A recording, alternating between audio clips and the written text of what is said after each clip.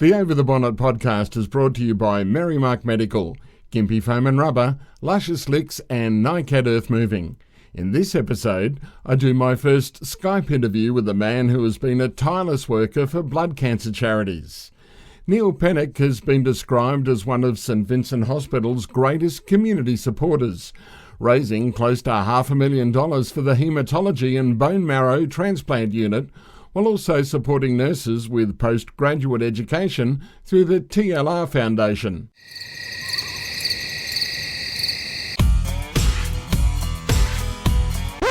Over the Bonnet with Mark Piepers. Well, at least the guests are good. You'll never know what happens with the conversation when it's over the bonnet. You're kidding me, aren't you? Neil Pennock, welcome to Over the Bonnet. Thank you. Nice to meet you. Now, you're a big charity fundraiser. Tell us all about the charity and how it all started.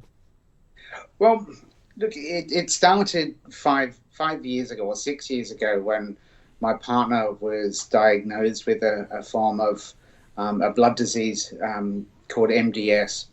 The treatment of which ended up being something called a stem cell or bone marrow transplant, which is a treatment pretty much of last resort.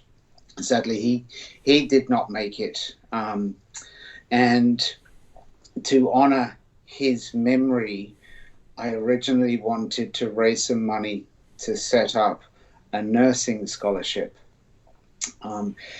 Trace worked his entire life as a professional fundraiser, working for a number of charities, both in America and when he moved to Australia, he worked for the Children's Hospital in Westmead and Mission Australia.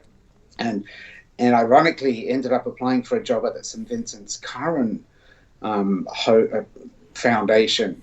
And he ended up having to withdraw when he checked himself in as a patient to St Vincent's Hospital. But I wish I'd spoken to him a lot more about fundraising now.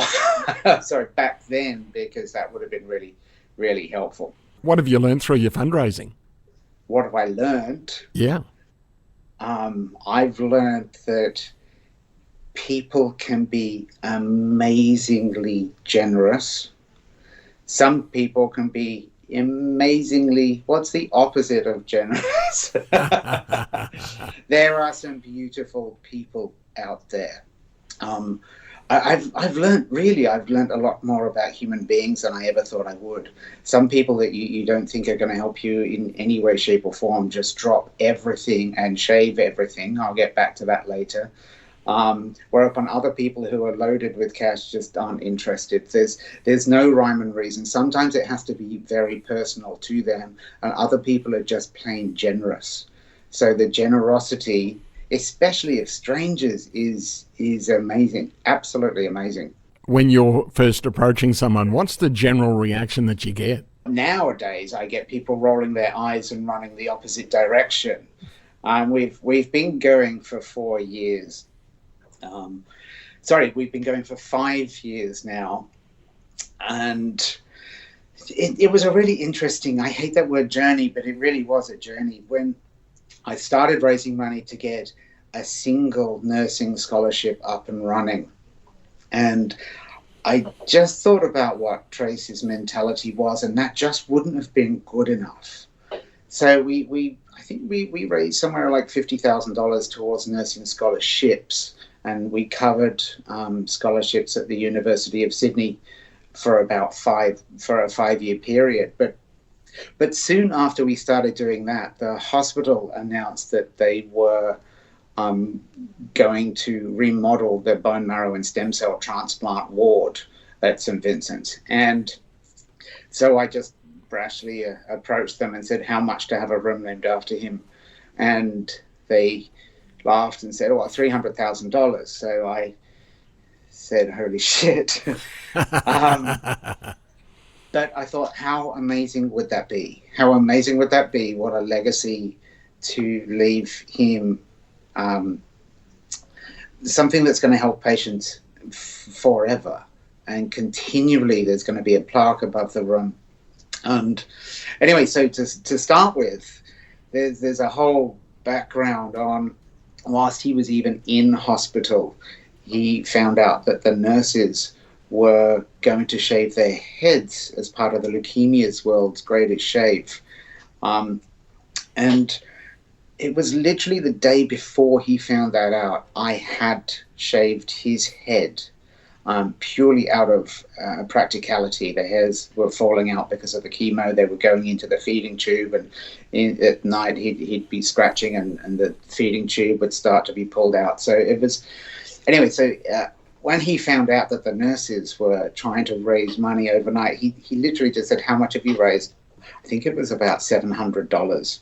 And I had been going into the hospital every day, not realizing that the nurses and the volunteers that were there with their buckets were collecting coins and notes for this event.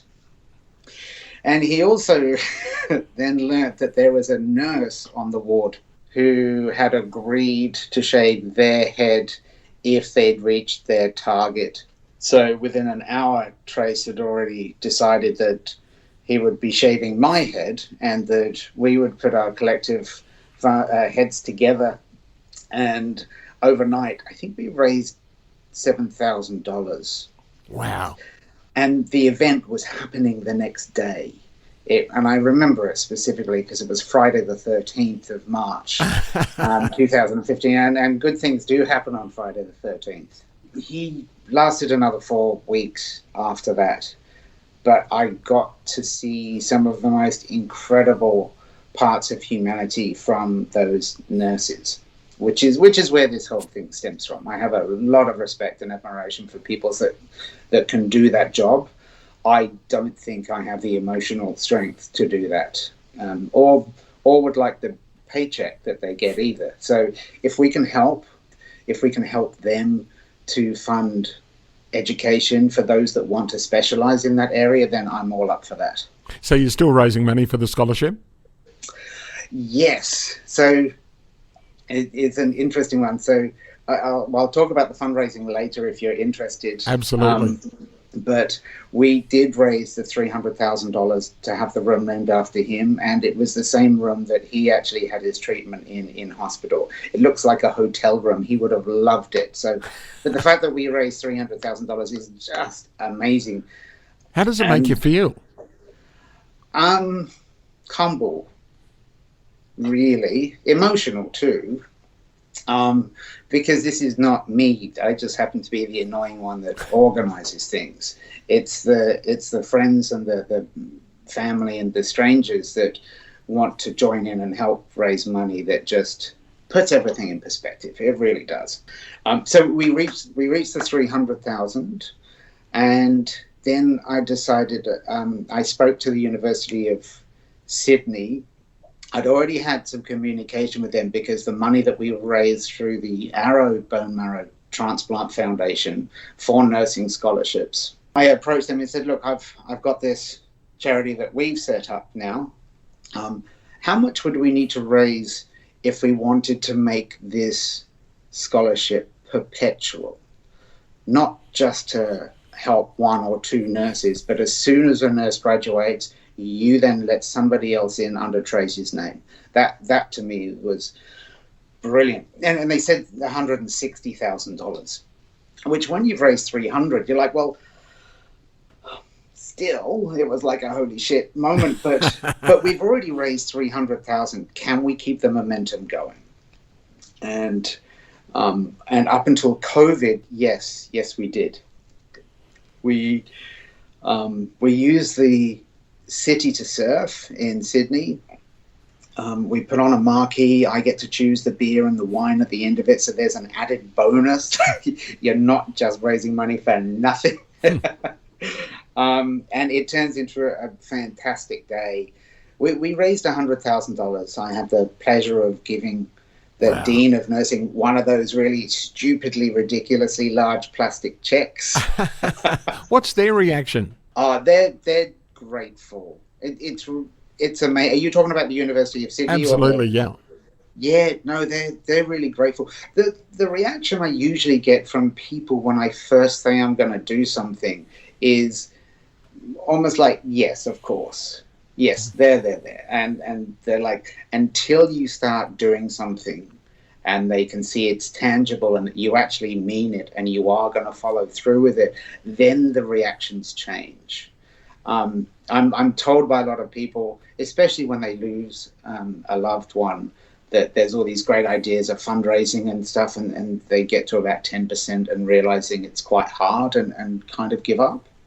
I'm too stubborn to give up. And because of Tracy's background in this fundraising world, it's an extra bonus. You know, I sometimes think that he's still there bopping around in the background making this happen because I have to pinch myself. But it also comes back to our friends, that the very first event that we put on to honor him was our own head shave. It made sense because that was the last charity event that he did. And so we ended up having 18 people. There was one in America. There was friends of ours in Queensland who's sitting right next to you. And out of that, there was 5 women that shaved their heads. That's brave. Bald. No, that's way brave. For a guy, no offense, it'll grow back in 3 months. We don't spend all that money on a haircut, but for the girls, they all have really long hair, and it's very confronting. It's more confronting if you're having chemo and are being treated for cancer and your hair falls out. So to do this by choice, and I think for all of those 5 women that shaved their hair off, they've all had personal experiences with friends or family members that have gone through chemo, so they can see the real impact. But regardless, this is a choice, and some of that hair had been growing for decades. But we raised $120,000 on that very first one, which was a huge boost. Did it surprise you how much is... Are you kidding? I was hoping that we'd get to like $2,000 or $3,000. I was actually hoping to get about 10. So to get over 100, we were like, oh my God, that's amazing. But that in itself was a third of the way into funding that room at the hospital. So the next time, I work at a little company called AMP, and I have for 20 years. So when enough people knew what was happening with Trace, so that when I finally went back to work, which was horrible for the first 3 months, the story obviously came out. I don't mind talking to people about it, especially after raising so much money. So I encouraged the team at AMP to get behind me. And they had a strange event, which was, what's your goals for 2016? And I said my goal was to raise $300,000. And they're like, for what? So I explained the story.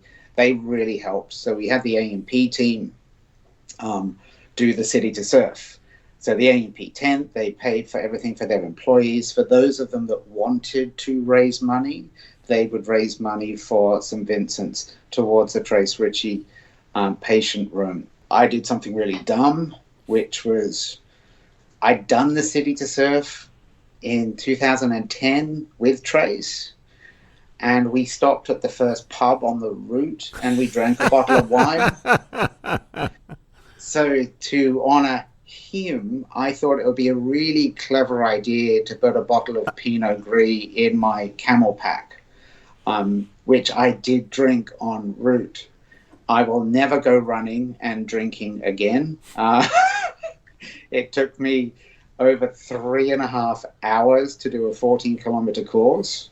I narrowly missed out on seeing the company CEO at the time, the CFO and the CIO, all of which had to leave to go to a board meeting on a Sunday afternoon. And I turned up completely sloshed. So I probably still have my job there because I was so late and missed them. But crossing the finishing line, I was in need of a toilet. I couldn't string a sentence together, and I was highly emotional. So, but all in the spirit of things. All in the spirit of things. But I think there was about 35 people that helped raise money that first City to Surf, and the AMP Foundation doubled the donations of people who work, the employees at AMP. So we raised another $40,000 from that, which was incredible. Were you surprised that your employer got so involved? I was.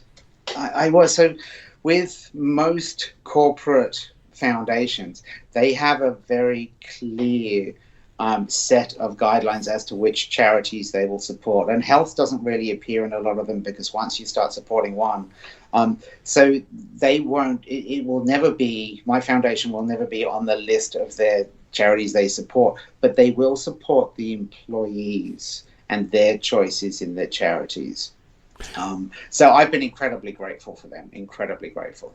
How's it changed your relationship with your co-workers because they have got in and supported you like that? It's interesting. I work in the project world. So every 2-3 years, the faces that I work with do change. So the core people are still there and see me, but it's quite interesting. There are a group that will do anything that I suggest. We've done the head shave. We've done the city to surf. We've even jumped out of an aeroplane and done skydiving as a fundraiser. And I hate heights. So not only did I have to do that, I had to do it twice, because the first one was a dry run. And oh, really? And I'd gone out the night before and drunk way too much spirits, because I figured I might die the next day anyway. And so the poor tandem guy said my breath really stunk. We'll never do that again either. But look, there is a core group that will follow me and do everything, especially those that new trace. But then there's another group of people that they've got a personal connection to blood cancer, or they've been through any type of cancer and understand just how important the nurses are. But then there are some people that just, no, I'm not interested. I don't even want to donate. Because some people, they just say, I'm not doing that, but here, have some cash, which is lovely. So it's a tax deduction for those people as well. Well, I really want to cover that a little bit later, but talk us through the skydive. You didn't like heights. Talk us through what happened. Well, I got drunk the night before. That did help the first time. The second time, when we did it with the actual fundraising event, obviously I'm leading this group of people, so I was totally stone cold sober, which I think was actually worse. You go in groups, because I think we had about 16 people do this, a couple of which that hate heights, some of which thought they hated heights but absolutely loved it and can't wait to do it again, which is nuts in my book. But look, you get weighed, which is awkward because it's public. You get matched with someone who's roughly the same size as you. They load you onto the plane. Now, if you're the first person, if you're the last person to get on, you are the first person out. If I had known that, I wouldn't have gone last. Because when you're the first person, what they do, they literally sit on the edge. You're in their lap. So you're dangling out of this little propeller plane. Literally dangling. And all you can see is ground. Very, very, very far away. And they do their temperature checks. They do their wind checks. And that wasn't the point that I thought I was going to vomit. That came later when we fell out of the plane, as I'd like to describe it. The rush that some people have, petrifying for me. Absolutely petrifying. We hit a cloud, so all of a sudden you're not just petrified and going to the Earth at 9.81 meters per second squared, I believe, but then also there's a whiteout. And all you can think is, or all I could think was, what if we hit a bird? Why would a bird be up here? What if we hit a plane? All these stupid things. And then you come out the cloud and you realize how fast you're going. Your skin is flapping. And then all of a sudden there's a massive jerk when he pulls the when he pulls the chute, which thankfully works. And that was the point I wanted to. I think there's a photo of him. He had a little GoPro on his wrist, and there's a photo of me going. I didn't, but very close. And then you just sail very serenely down, and the guy said, "Would you like to steer?" And I'm like, "Hell no! Just get me down." But look, there are some of the group really enjoyed it and couldn't wait to go back again. One of the group, unfortunately, that there was a bit of a flap on one of the cords that they just tucked in, and you're supposed to hold it. So he grabbed it and it came off, and he literally thought he was going to die. So by the time he hit the ground, he was white, maybe grey, and just said, "Never again." I'm like, "I'm with you, never again." But you know what? We raised $35,000 on that time. So me saying I'll never do something again, if it raises money, then of course I can't say no, even if I don't want to. Being on the ground is a lot easier, and having a bar at the end of a 14-kilometre trek is perfect. Sounds like you need a drinking thing to raise money. Yes, I have thought about that. What other things do you plan as far as fundraising goes? What have you got ideas of different things that you can use to raise money? It's an interesting one, because I thought at the end, and it was supposed to happen last year, one more city to surf, really go hard. The city to surf before last, we had 88 people. So over the years, or over the 4 years, the numbers are just growing because we make it into a fun event. We encourage the doctors and nurses to join us as well, so you can really see where the money goes. And it's really lucky for us, because I've got some very dear friends and directors of the board.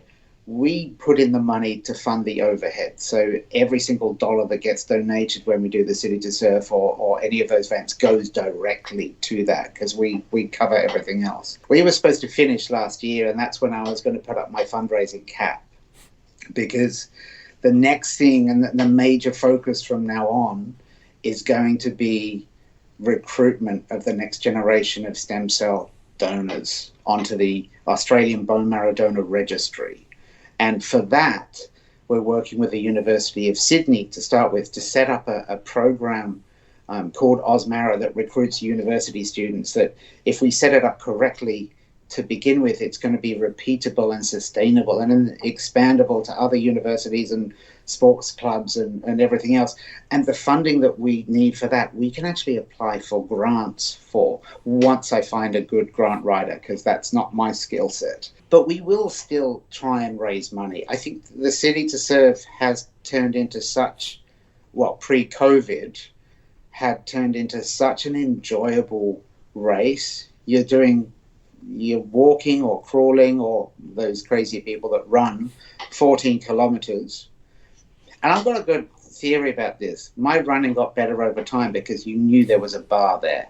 So the earlier you have to be out by 3 o'clock in the afternoon. So the earlier you get there, the more fun you can have when you're there.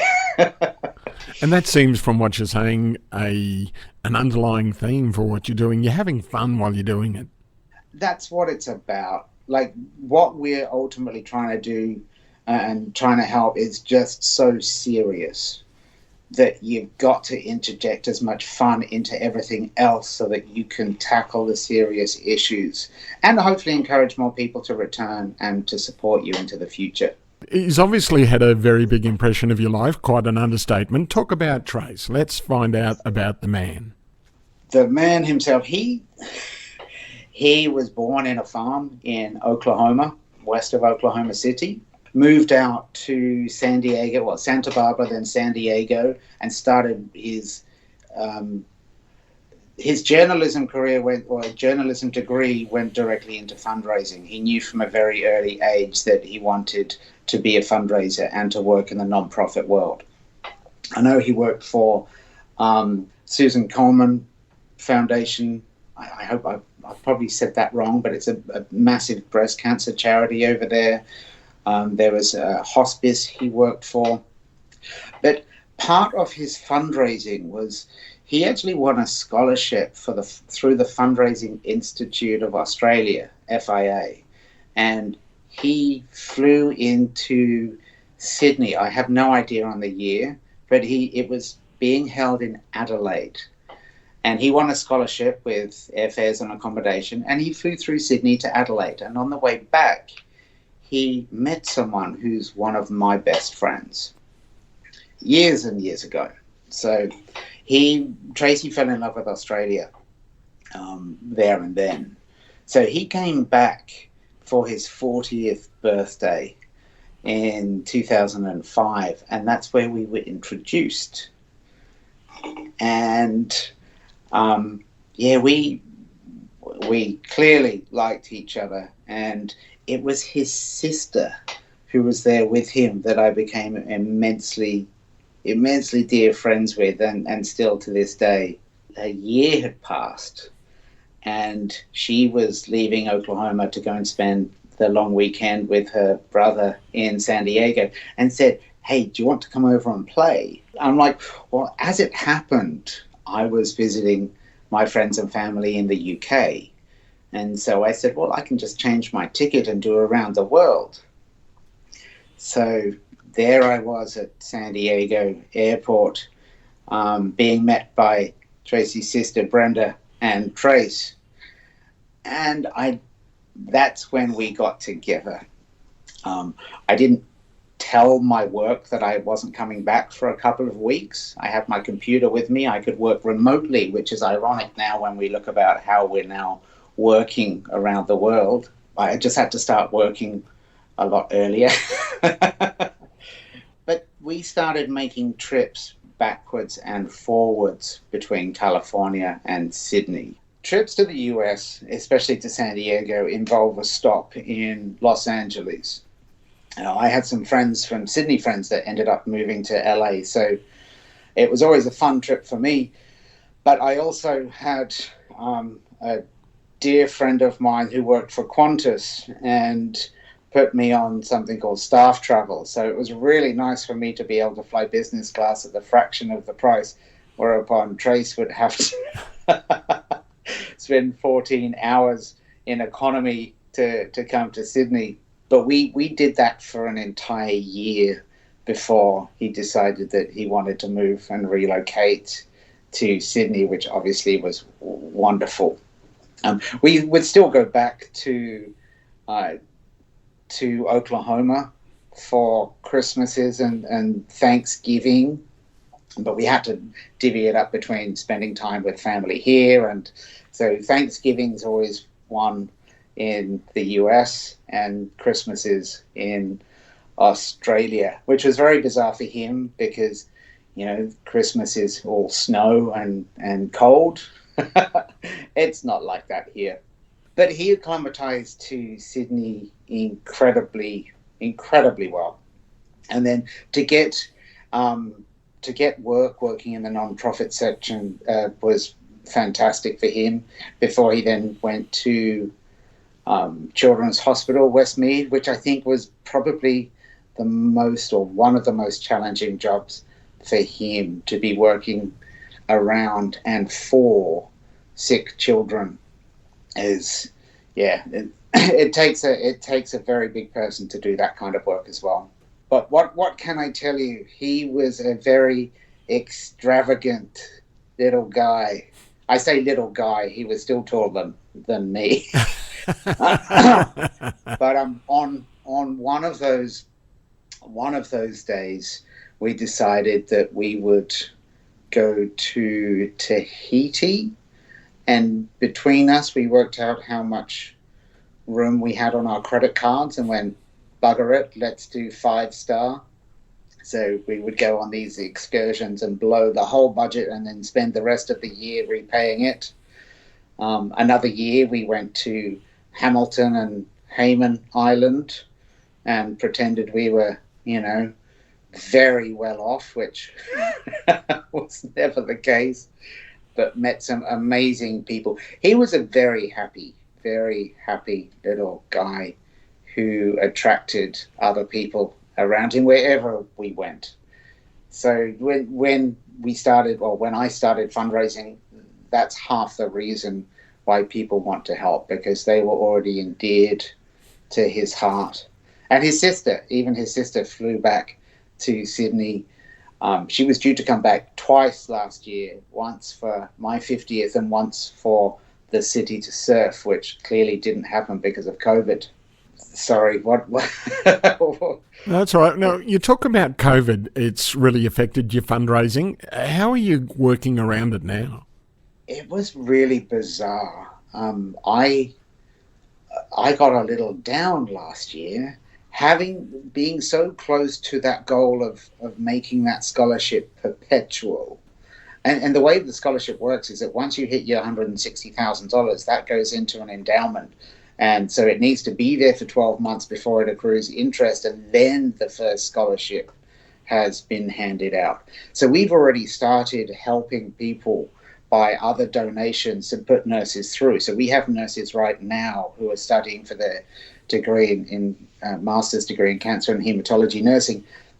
But at the same time, we were developing this program which mirrors recruitment program in the UK called Marrow. Ours is called OzMarrow, where every year at university we have a whole influx of these 18 to 30-year-olds, and we can show them how easy it is to join the stem cell registry. It's just a simple cheek swab, and how easy it is to donate stem cells. It's not the painful experience most people imagine it would be. And it always comes back to the fact that if there had been a better donor out there from Trace, then he could still be here with us. But if people don't know about it... Anyway, so last year when COVID hit, I was devastated, and it's purely selfish.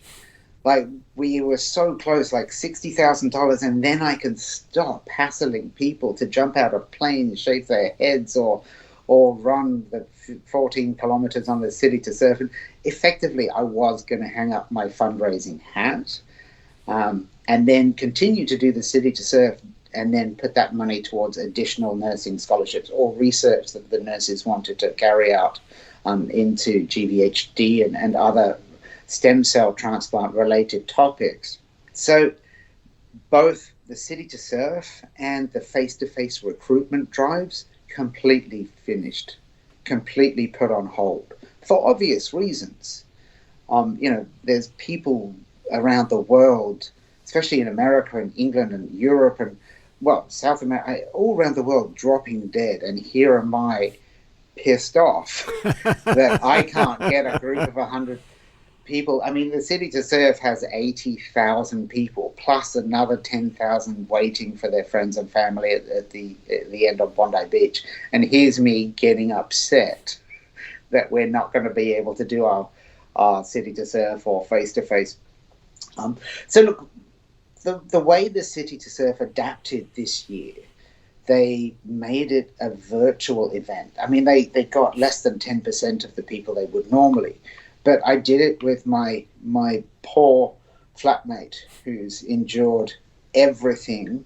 One of my best friends who has shaved her head twice, has jumped out of a plane twice, and done the City to Surf 4 times now. So me and her got together, and this last City to Surf, you just get an app. So you still have to cover 14 kilometers. We were just very lucky that we timed it so that there would be a bar at the end.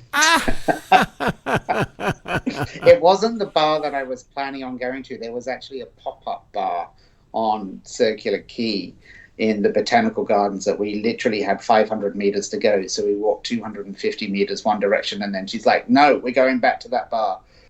But it gave you the map of where you would be if you were virtually walking between Hyde Park and Bondi Beach. And also it flipped over to the map of where you've actually walked. So it was only after we did that, and we still raised some money.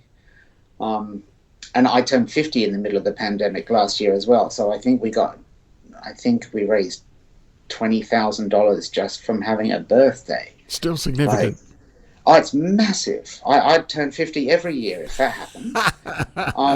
But we were able to fund an additional nurse because of that in this interim. It was clear that we weren't going to be raising the $60,000 this year. Last year. It's absolutely clear. There's no way we would want to put anyone at risk by being in a crowd that size. I mean, it really is just an amazing sight to see when you see 80,000 people at the start line trying to run. I mean, trying to run is hard anyway, but yeah, doing it virtually, just the two of us, was hugely underwhelming. I can't lie. Crossing a finishing line that's not there, having people run with you that some of which are raising money for whatever charity and whatever cause they want to raise money for. But it did get me thinking that COVID is not going anywhere. We have to learn to adapt to this. So if we are going to be raising money this year, and the City to Surf is still going ahead, I just don't think it will be starting in Hyde Park and finishing in Bondi Junction. There's going to be a cap on groups of people. So if we can get 2 or 3 groups of people, there's a bay west of Sydney, which is exactly 7 kilometres. So I had an idea of this year, what we might do is do something and call it the Double Bay Run, and then try and get people and then you can walk around the lake. It's pretty. We can put socially distant tents up. I'll still get to choose the beer and wine, no question about that. So there'll still be that incentive, but it will be outdoors. It will be smaller, but it's doable. We are going to we're going to have to learn to adapt, even once the vaccines comes out. The biggest upset for me with COVID was knowing that what we're trying to do by getting the 18 to 30-year-olds to sign up to the Australian Bone Marrow Donor Registry it's been highlighted because of COVID just how important that is. There's 175,000 people currently registered in Australia on the Australian registry, and there are tons of registries. Every developed nation in the world has at least one bone marrow or stem cell registry. 90% of people in Australia needing a bone marrow transplant from a donor, 90% of those people rely on those cells coming from overseas. Wow. So it's the most bizarre thing in the world. What makes Australia so fantastic is its diversity. But what limits us when it comes to finding donors is also its diversity, because not that many people are on the registry. Most people don't even know about it. I've actually donated stem cells back in 2004. So I've been through the process, and I know that it's not a pain. I mean, sure, there's needles. You have a needle in each arm. There's a machine called the apheresis machine that's behind you that literally sieves out the stem cells and puts the blood back in the other arm. Underwhelming is the word that I use to describe that, and boring. At the time, this was way before iPads and iPhones. They had a TV playing on the wall, and it was a back-to-back Sex and the City marathon.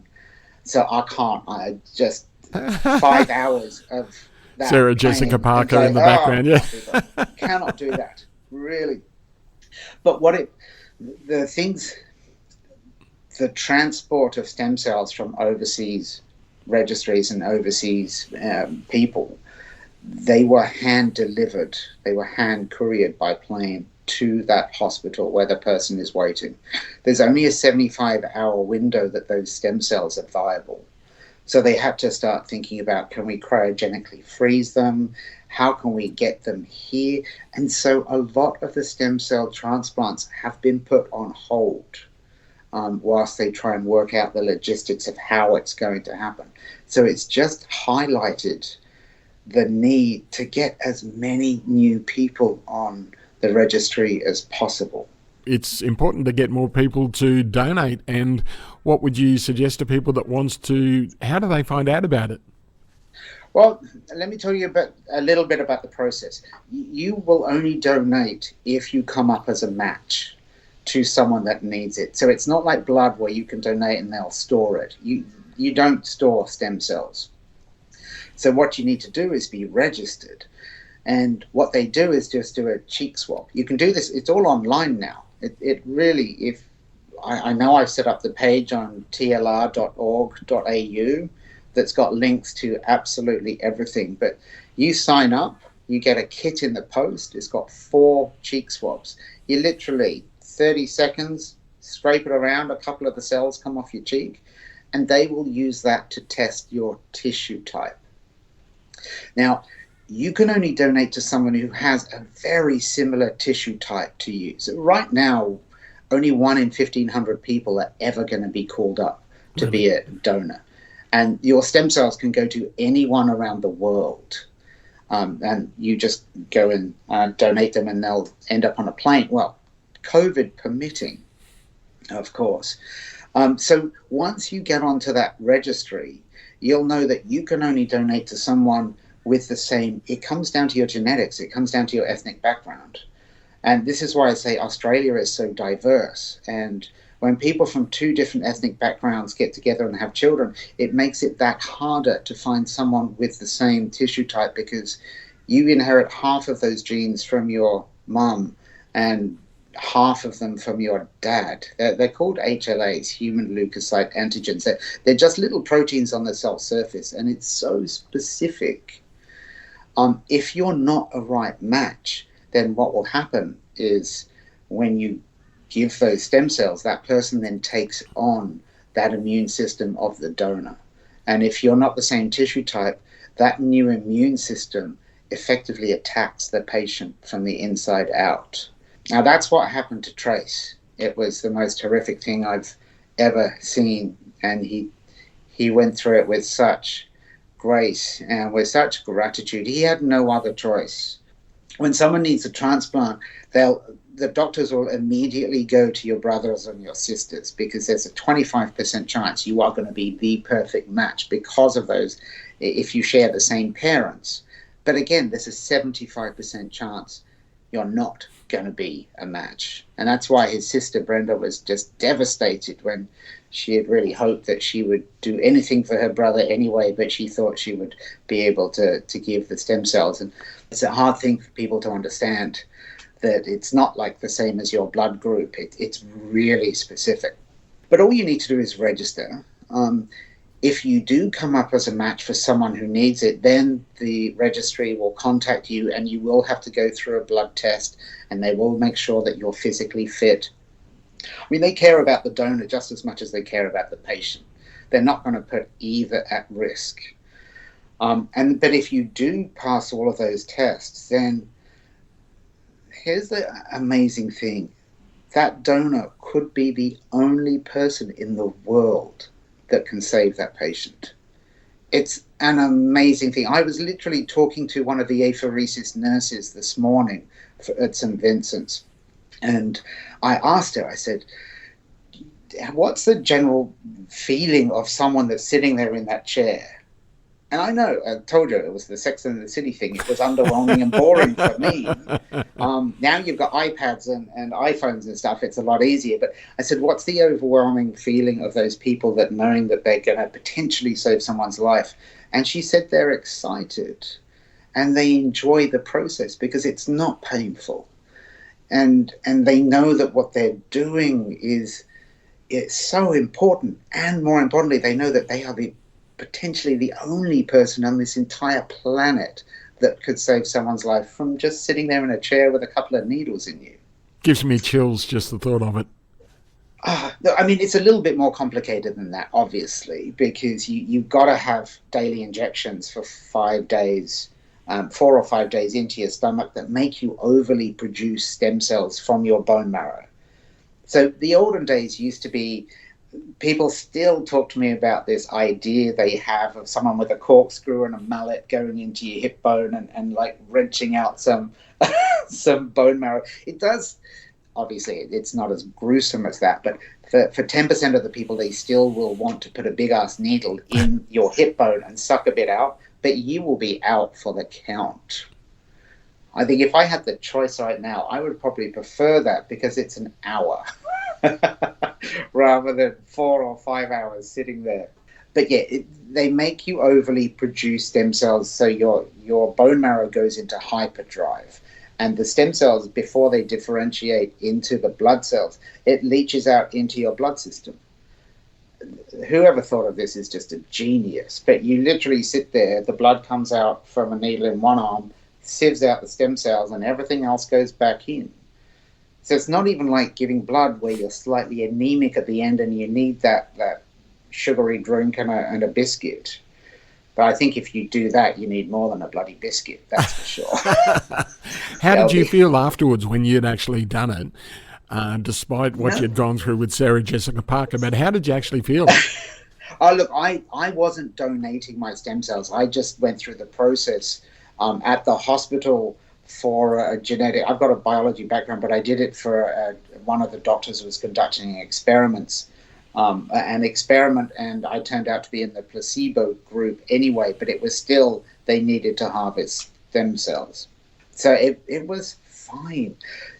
By day 5, by the day that you actually donate, your joints hurt a little bit, like, because they are overly producing stem cells. Your big joints, like your hips and your arms, it's like you've done a massive gym workout the day before and you probably haven't been to the gym in a week or 6 years.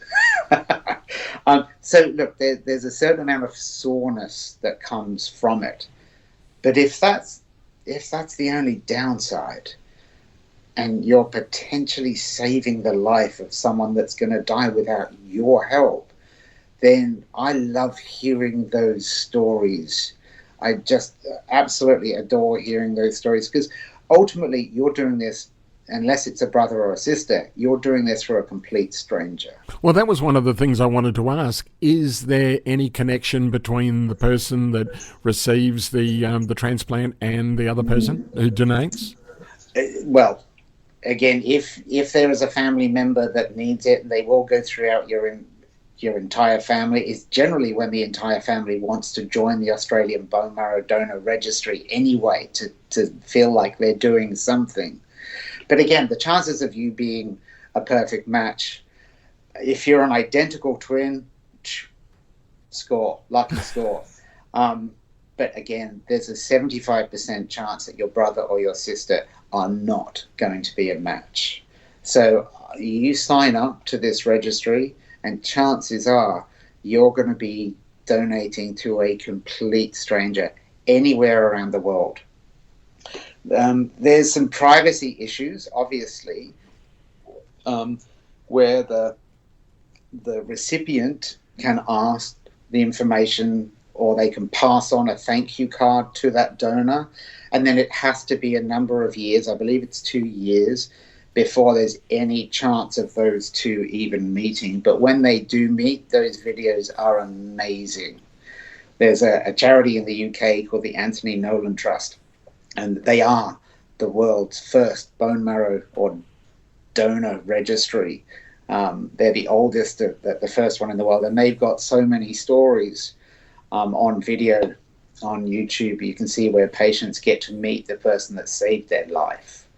It's a hugely emotional watch, let me tell you. All the hairs on my arm still, they're all going funny now.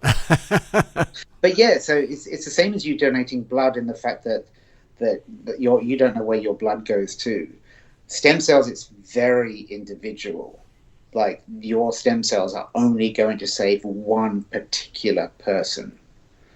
And that's what we're working on next. If we're going to try and encourage this 18 to 30 year age group, the only reason why we've started with the University of Sydney as our first site is that they kind of fit the 18 to 30 age group.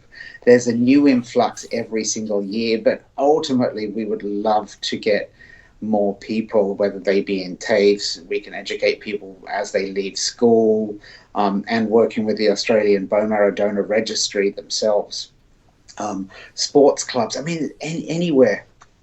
And the interesting thing, which is a really hard conversation to initially have, is the fact that guys are shit at can I say shit? So they are terrible at joining the registry. They are so afraid of needles They are so afraid of the connotations. Whereupon girls, they're like, yeah, I'll sign up. Now, it's interesting. Once a girl becomes pregnant, it changes their internal histology. Her immune system effectively goes into overdrive so as to not attack that growing baby. And from that point, even though your tissue type remains identical, the risk to that patient increases. So they will always try and pick a male over a female if there is a choice. Really? And it's only if there is a choice. And they know that the younger people provide the best donors because they provide the patient with the best transplant outcome. So it's fascinating stuff. But males aged 18 to 30 only represent 4% of the people that are on the Australian registry. So the best, most ideal donors only represent 4%. That is shit. Sorry. That's terrible. So we are now trying to focus on getting young guys. And the only way we can do this is through education. We've got to physically show people that sitting in that chair with a needle in each arm, that's it. So yeah, it's going to be a hard slog, but we're determined. We're determined to try and make this happen. You talk about education. What do you think you'll do to make it happen? Look, right now, especially because of COVID, it means that education has to be through digital format. So there'll be campaigns where we actively encourage people to sign up. We're learning about QR codes as a really quick and easy way for people to just swipe their phone, like the COVID sign-in that we have here in New South Wales or around Australia, I guess. You walk into a restaurant, there's a QR code. We need that kind of information so that people who are interested, it takes them to a link and it shows them the process and says, sign up here. We're going to be applying for grants so that we can fund professional videos, just short snippets, to actually show people what the process is, to show people the kind of patients that need their help, and to have some emotional stories. But more importantly, just this is it. That's going to be a slogan that I just want to use. Like, is that all? Like, is that all it takes? So for all the guys that are like, oh, no, I couldn't do that because of the needles. Well, talk to a woman about childbirth and then let's have that conversation again. Especially when the girls are literally, you don't even have to finish the pitch. Girls will sign up. They're like, yeah, absolutely. You know, and we have to also be careful because we don't want people to sign up to the registry. And then if they do come up as a match, back out. Because that's just as bad as not signing up in the first. In fact, I'd rather you would just be honest and say, no, I don't want to do it. I'll judge you later separately in my own time, not publicly. It's amazing. You obviously have a lot of passion for this. How's the whole experience of losing Trace and all the fundraising? How's it all changed you as a person? I've learnt that grief is a horrible beast.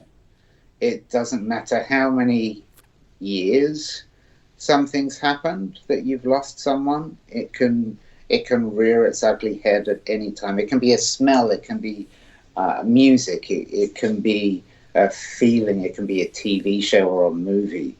It can still be just as intense as it was 5 years ago.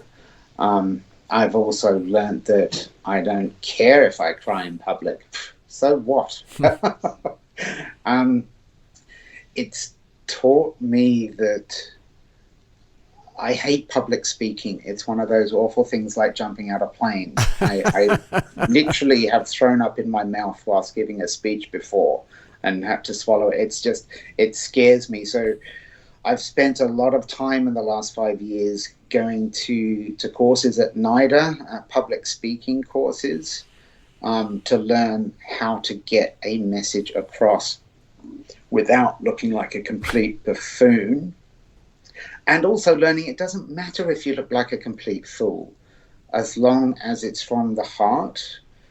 I've also learnt because of Trace, which is kind of silly that I didn't know this before, but nurses are so important to the treatment of any patient. And for us to want to help those that have decided they want to specialize in something, then why the hell aren't we giving them scholarships? I'd love to give every nurse that wants to do this course a scholarship if I could. And that's why I'm still involved with the Arrow Bone Marrow Transplant Foundation, because they offer the same thing. Oh, what else? It can be very lonely sometimes.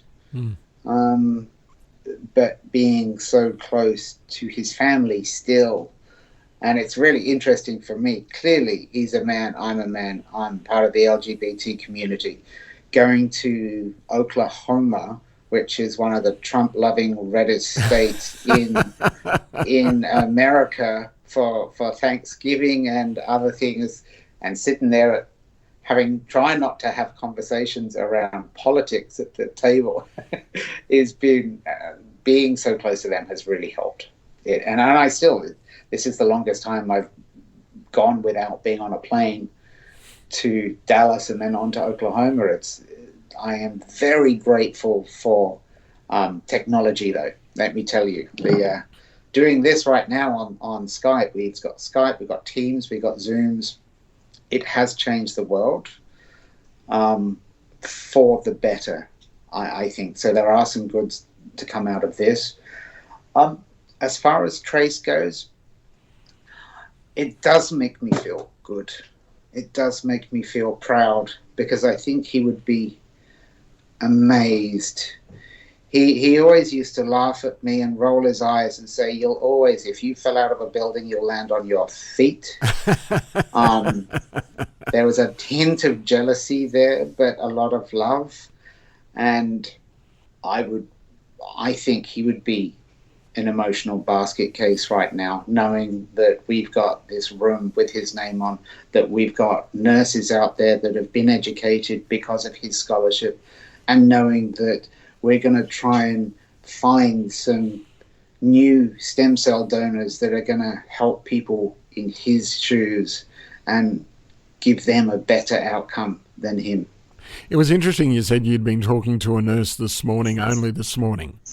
And What's your relationship with these nurses? Do you have much to do with them?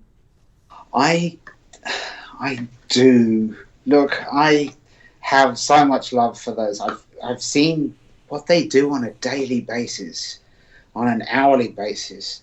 Being part of the Arrow Foundation as well, I'd like to make sure that the nurses know that there are scholarships out there, that if they do want, and this is specifically for cancer and haematology nurses. So once again, I'm being quite selfish, but I'm targeting only those people that are going to treat patients with blood cancers. I probably go to the Kinghorn Cancer Center, one of the treatment centers, at least every 2 months. And I always bump into Tracy's old doctor, Sam Milliken. He's just such a wonderful human being. But I always bump into the nurses there. And they know what I'm trying to do to help. It's not just about helping them, it's about letting them know that there are options and to encourage them to better treat patients. I think nurses are probably the unsung heroes. Doctors are wonderful. Please don't get me wrong. Sorry, Sam. But they know. I hope they know that they do such a wonderful job. I think nurses have got such a lot of knowledge that, if harnessed, can be used to not just help patients go through the transplant process and treatment process, but also help the carers, the families, the friends, the partners, the visitors.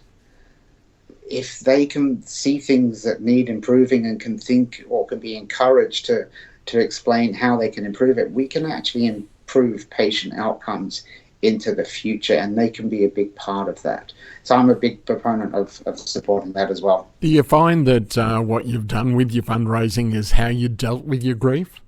Yes, without a doubt. Having this to sink my mind into, I mean, look, when I went back to work, obviously I took some time off. When I went back to work, I probably spent most of the day in the bathrooms, bawling my eyes out, trying to remember how to function as a human being again, let alone at a superannuation and wealth management insurance company. I think my bosses were incredibly supportive, but it's only when I got into the fundraising that I could focus my mind and stop those waves of grief. I mean, they still come. Please don't get me wrong. For anyone out there that has lost someone, it's a horror. There's nothing you can do about it. It's like the nastiest cloud that can or wave that can pop out of anywhere at any time. I think with time they can be just as intense, but the duration between those times gets easier and gets further and further apart. The feelings don't change. And I've got pictures of Trace all over the place, so he's with me constantly on a daily basis. In fact, there's one in my bathroom, which is a bit creepy. I really should find a better place for that. But this is the inspiration that I've needed to get through, and if something good has come out of it, then brilliant. What do you think he'd say to you if he was talking to you now, if he was in the room? I know exactly what he would say to me. He would call me a little shit and say, fundraising was my thing. Of course you're good at it. Tongue in cheek, of course. He'd probably also tell me what I'm doing wrong and how I could maximize my fundraising with ideas. He had the most amazing ideas, and I know that there's a folder somewhere in Canada with a lot of his ideas for one of his previous charities that I'm looking forward to jumping on a plane and retrieving that and reading it. Is there any fundraising fatigue that you've experienced? Because you really have been pretty full on at it. Well, no, not really, because I know that there's an end goal. There's an end game. And having these goals really holds you to account. And it's the most bizarre thing. My former CIO at AMP ended up giving a speech I listened to, and it was all about this choosing a goal. And I'm like, well, I didn't choose this goal. This goal chose me. But having a goal has been really awesome. And then we ticked the first one out. The second one is supposed to have an end date. So after last August, that was it. I'm supposed to have just hung up. We can still do the City to Surf every year because it is so much fun. And then that money can still be channeled into future, more nursing scholarships. But I've never had that fatigue because there's always been an end game. There's a lot of passion that I can hear in your voice, and doing the stem cells now is like the next phase. And what makes it even more exciting for me, selfishly, is that a lot of this can be funded by applying for grants. There are so many philanthropic institutions out there that have to give away X amount of millions of dollars every year. That's why they're set up these trusts. Their role is to give out money. So for me, it makes it so much easier because I don't have to go to people cap in hand. I don't have to keep asking people to do things for me, but for the nurses or for the research or for whatever it is. So it's a nice feeling knowing that there actually is an end point, and anything that we make on top and get in donations is just going to help even more people. A hard-studying nurse must be pretty overwhelmed with a financial donation and help. Well, here's how stupid I felt the whole reason this nursing scholarship came up was on Tracy's very last night. One of the nurses, her name's Louise, I remember specifically this detail. 3 months after he died, she actually approached me and said, I found this course. It's at the University of Sydney. It's a Master in Cancer and Haematology Nursing. Do you know any charity that would fund this? And this is why I ended up setting the TLR Foundation. It's actually it all stems from Louise. When I first started researching this, I went through the Arrow Foundation and I raised some money, and I originally set up a 5-year Trace Ritchie Nursing Scholarship. I stupidly thought that they would take a year off and study. It's like, oh, no. They continue working full-time and they study full-time. and they continue to get paid nicks compared to some of the management that I work with. Some of the management around the corporations. It's a different industry. Corporate world versus healthcare. It's amazing, the disparity, that the difference is huge. So for me, stupidly thinking that they were just going to drop out for a year and do this, no. They're having to still work full time, still deal with a hugely, deeply emotional job, and then go study at night. No, they deserve our help constantly, always. Okay, so what I want to do is just to talk about you a little bit. This will better be quick. I don't like these ones, but... Okay, we will. You've got a biology background. How did you get into biology in the first place? I grew up in England in a county called Surrey. I decided all the way through life I was going to be a veterinary. I was going to be a vet and do veterinary science. And then it got to filling out the university application form. And I didn't have any... Like my sister, no one in my family had been to university before, so I couldn't ask if, my aunties or uncles or my mum and my dad or my sister. I had no idea what I was doing, so I wrote 5 choices. Vet, and then at the last one I went, I really want to be a marine biologist. And that's the one. Oh, I don't think I'm clever enough to be a vet anyway, but I ended up studying marine and freshwater biology at Queen Mary College in East London. That's half the reason why I came to Australia. When I first came to Australia, I had some contact through a friend of a friend that asked me to do a piece of work on the introduction of exotic marine fauna and flora from ships' ballast water.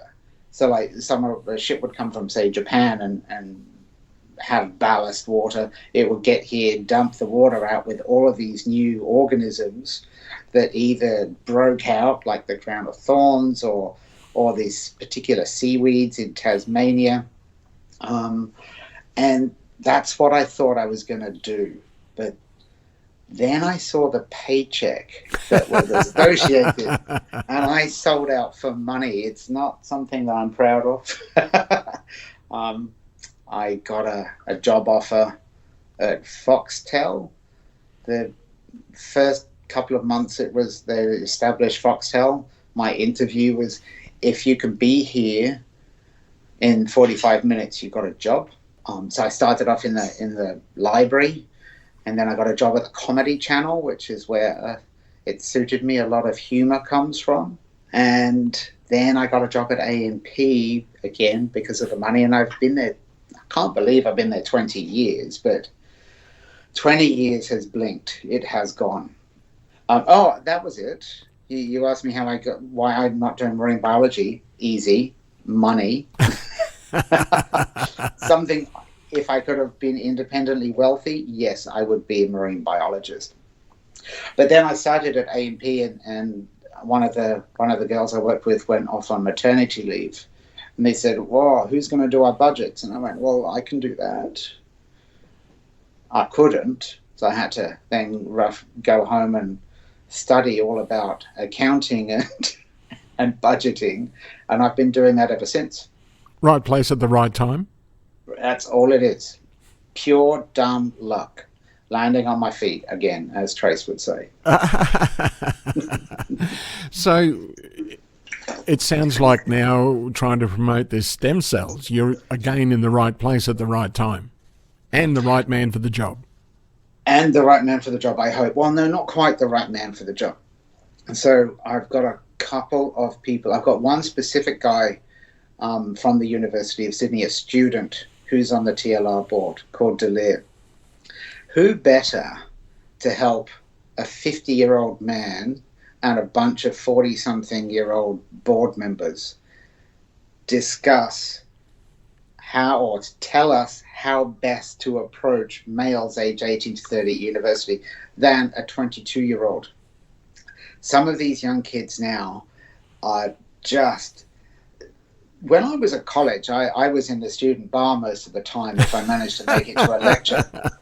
The whole idea of going on a march or a protest was kind of just a social thing back in the days for me and the group of people in studying biology. Now there's a much bigger sense of social endeavours. People, especially the ones that I've come across at the University of Sydney, they're happy to spend their time fighting for social injustice and for making this world a better place. Constantly impressed. Especially when I think about how young these people are, how much they're studying. Some of them are still working as well to put themselves through. So I've got a really great bunch of young people wanting to help make this happen, and having them on board and engaging them and listening to the 20-year-olds. That's who we need to recruit. That's who we need to be listening to. We need them to be telling us what it is that we should do, and getting them to help us make that happen. So it's a huge collaboration, huge collaboration. So what I want you to do is just, if someone wants to find out about A, fundraising, and B, the stem cell donation, how do they check it out? Or hopefully there's enough information on the TLR website. So if you just go to tlr.org.au, there will be links to everything. In the frequently asked questions, I spent months writing that. It's way too complicated. I keep saying that I keep getting told that you need to cut everything down, but the information is there. Having a biology background, I thought, it'd be a really good idea to show people what the difference is between stem cells and blood and what the process is. People are really not that interested. So I've probably wasted a lot of time, but I've tried to condense it down to a really simple form. So tlr.org.au, it has links on how to join. It has links on future fundraising opportunities, which right now we just have to wait to see what happens with COVID, and hopefully encourage as many people as possible to get that vaccine. Well, I think you are the right man for the job and in the right place at the right time. So hopefully it'll continue to grow, and I really appreciate spending some time over the bonnet. Neil Pennock, thanks for joining us.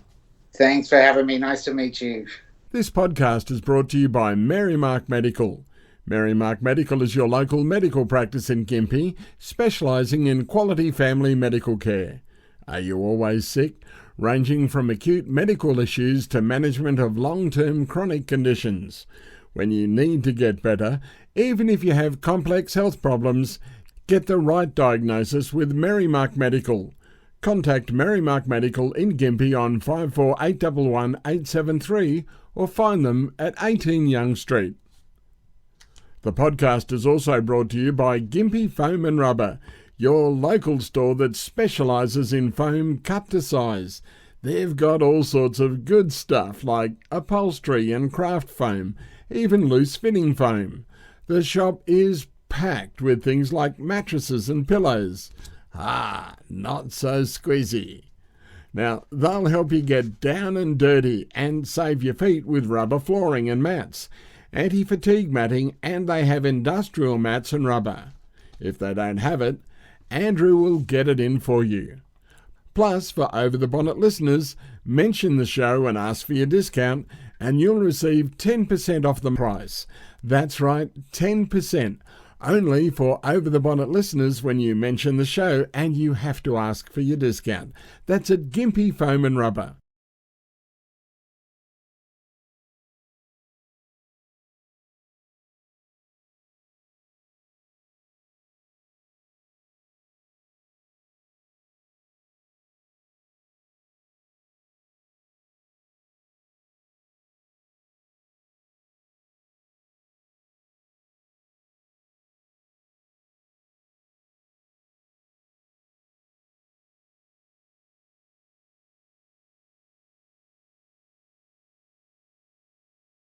And finally, the show is brought to you by NICAD Earth Moving, that specialises in roadworks, house pads, site cleanups, land clearing, dam construction, even dewatering and swamp drainage.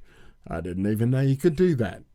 They have a 140H grader, which is big, And their Positrack Bobcat is also huge. There's a D65 dozer, 3 excavators for hire, including a 20-tonne, 8-tonne and a 2.5-tonne.